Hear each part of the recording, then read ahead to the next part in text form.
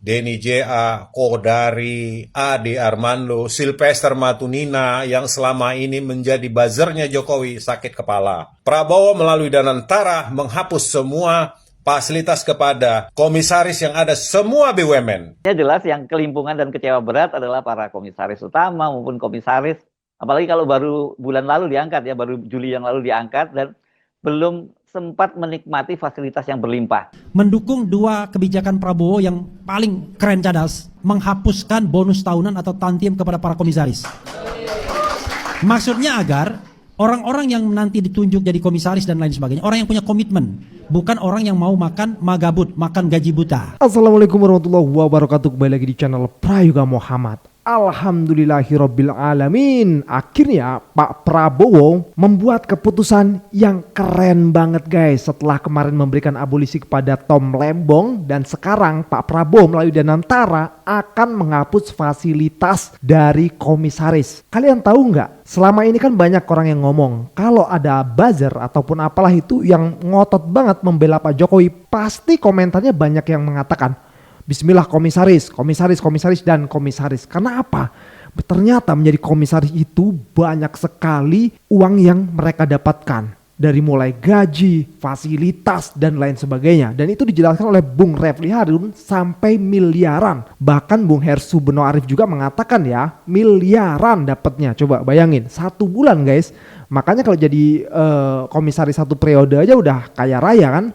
Nah, hari ini mengingat pemerintahan Pak Prabowo itu akan memangkas anggaran agar efisien ya. Nah mungkin ini nih termasuk nih fasilitas komisaris yang akan juga dipangkas, dihapus gitu guys. Seperti yang kita lihat dari Teropong News ya, Danantara pangkas insentif seluruh direksi BUMN dan hapus tantim komisaris. Wah mantap. Tentunya ini membuat sakit kepala guys, apalagi komisaris yang baru-baru diangkat ya seperti Bung Ade Armando. Dan juga apa itu yang kemarin baru diangkat yang survei Denny J.A. ya. Wah ngeri kali nih.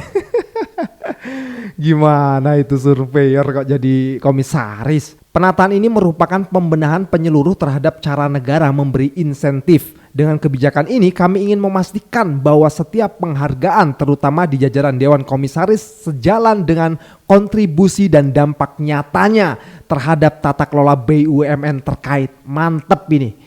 Mantep, inilah yang rakyat inginkan gitu loh. Pak Prabowo kan pernah mengatakan juga kan, kalau mau jadi direksi ataupun komisaris ya harus orang-orang yang kompeten dalam bidangnya. Jangan sampai hanya karena partai politik, pendukung, termasuk buzzer dan lain sebagainya itulah ya, tapi tidak kompeten gitu. Yang ada malah merusak ya kan, cuma memikirkan diri sendiri. Wah ini keren banget keputusan dan pastinya rakyat akan mendukung Pak. Keren, mantap.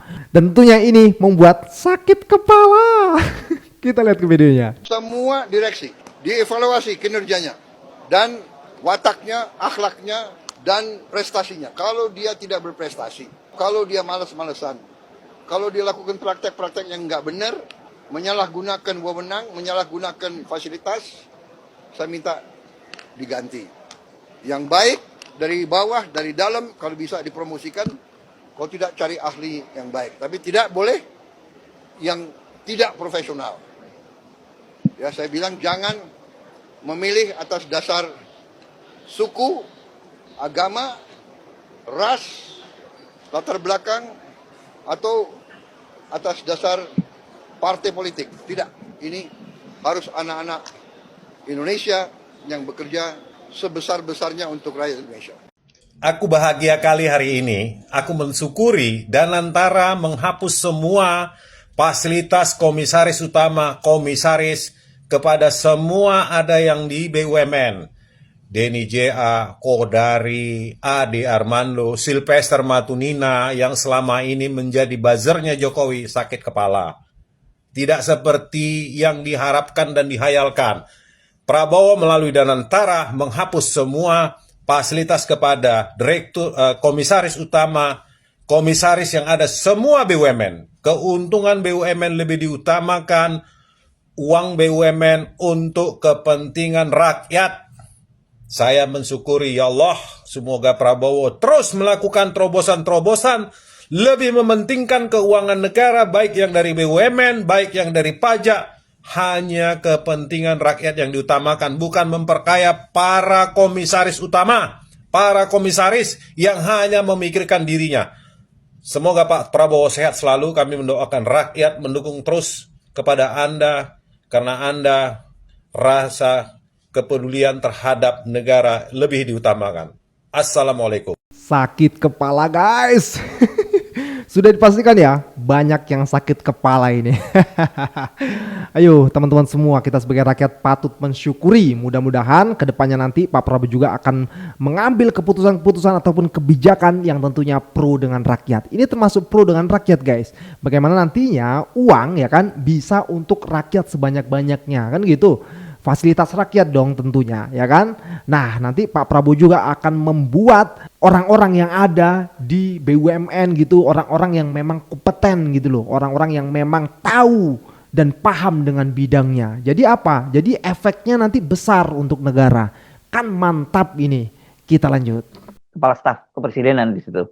Jadi bayangkan ada orang yang biasa melakukan survei-survei, tiba-tiba urusan ditempatkan di Pertamina Hulu, dan duitnya yang paling gede di Pertamina itu di sini, di Pertamina Hulu itu. Jadi mereka pasti sangat kaget melihat keputusan dari Rosan Roslani ini. Sementara kalau kita menggunakan plot twist, itu ya para pembaca atau rakyat biasa itu yang tidak menduga, tapi mereka pasti tidak marah-marah. Mereka malah menyambutnya dengan sukacita, karena selama ini mereka hanya bisa mengelus dada. Negara katanya sedang melakukan efisiensi, tapi ratusan miliar duit negara itu dihambur-hamburkan melalui BUMN dan anak usahanya untuk membayar gaji, fasilitas, dan tantiem alias bonus tahunan untuk para komisaris BUMN yang kompetensi maupun pekerjaannya kan nggak jelas. Dan itu layak dipertanyakan.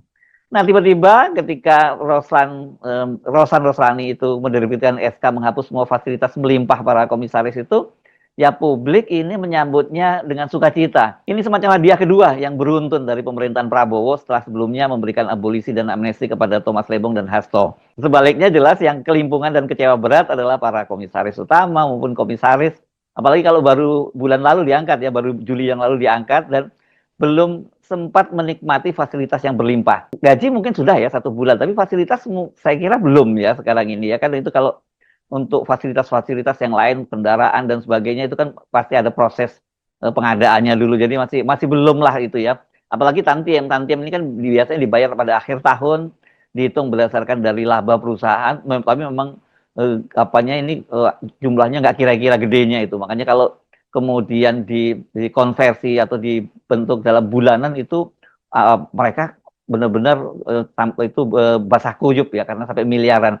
Kan padahal banyak di antara mereka ini ya, para apakah itu relawan, buzzer atau tukang survei yang sudah menunggu lama menjadi komisaris itu, dan mereka itu sudah berjuang gitu ya, kita nyebutnya begitu, atau sudah membantu Pak Jokowi gitu, tapi belum dapat jatah, dan kemudian dapat jatahnya setelah eranya Prabowo, baru sebulan kemudian ternyata sudah dipangkas semua. Ya wajar kalau kemudian mereka nyap-nyapan, tapi nggak semua berani bicara. Bapak, Ibu-ibu harus tahu, gaji di Pertamina itu sebulan itu menurut perhitungan kami sekarang ini kurang lebih itu 4 miliar per bulan. 4 miliar per bulan kalau dipotong pajak 15%, kira-kira masih dapat 3,4 miliar per bulan. Dengan dipotong itu dirata ya, pro rata ya dengan tantiem. Kalau tantiem tidak diberikan, maka paling honornya ya mungkin 200 sampai 300 juta per bulan. Masih gede kan? Tetapi tidak, yang lebih masuk akal ketimbang gaji yang tidak masuk akal tadi. Nah, karena itu saya sudah sampaikan mendukung 2 kebijakan Prabowo yang paling keren cadas. 1, memberikan abolisi kepada Tom Lembong, ya. 2, menghapuskan bonus tahunan atau tantiem kepada para komisaris. Maksudnya agar orang-orang yang nanti ditunjuk jadi komisaris dan lain sebagainya, orang yang punya komitmen, bukan orang yang mau makan magabut, makan gaji buta. Dan itu membuat rasa keadilan masyarakat kan terluka. Masyarakat sulit cari kerjaan, sulit cari uang, ya kan? Bang Dul sampai nenteng-nenteng HP-nya kemana-mana kan? Sementara ada orang yang ongkang-ongkang kaki di istana, adem-adem, tiba-tiba dapat gaji double. Ya, jadi seperti itu. Jangan sampai kemudian ketidakadilan terus-menerus. Karena itu dukunglah Prabowo Subianto sepanjang adil. Jadi saya ditanya katanya, nanti hari ini memuji Prabowo, besok nanti akan mengkritik lagi, itulah nggak konsisten, ini orang bodoh. kita ini ya sebagai seorang kritikus akan memuji kalau dia berbuat baik, adil, baik, bagus untuk rakyat. Tapi kalau dia berbuat zalim, berbuat tidak baik, hanya omong-omong, ya kita kritik. Jadi kalau hari ini saya memuji Prabowo untuk dua hal saja untuk sementara, yaitu Tom Lembong dengan menghapus tantiem komisaris BUMN. Kan yang lain kita harus lihat lagi. Pengangkatan Mayor Teddy misalnya sebagai sekap, entah eselon 2, entah eselon 1, entah setingkat menteri, itu melanggar undang-undang. Ya, dari awal saya sudah mengatakan itu. Jadi saudara sekalian, kita proporsional ya, based on tidak hanya legal perspektif. Jadi ada perspektif hukumnya ketika kita mengatakan sesuatu. Nah, bagaimana terakhir bagaimana kasus ijazah ini kan? Mau diapain? Menurut saya yang paling gampang kita minta lagi Prabowo, yaitu dia perintahkan penegak hukum untuk melaksanakan proses hukum sebaik-baiknya, selurus-lurusnya, seadil-adilnya, setransparan-transparannya, sebaik-baiknya. Maka saya yakin kita akan mendapatkan keadilan soal ijazah ini. Karena ya, yang membuktikan bahwa ada ijazah palsu itu jauh lebih banyak ketimbang yang mengatakan ijazah asli. Yang mengatakan ijazah asli itu tidak pernah mengemukakan penelitian apapun. Yang ada adalah memaksa kita untuk yakin. Saya sudah lihat. Kemudian kalau enggak kalian saya akan kriminalkan dan lain sebagainya ya. Karena itu berpeganglah terus pada jalan yang lurus dan kebenaran. Insya Allah kebenaran pasti akan datang. Wabillahi taufiq wal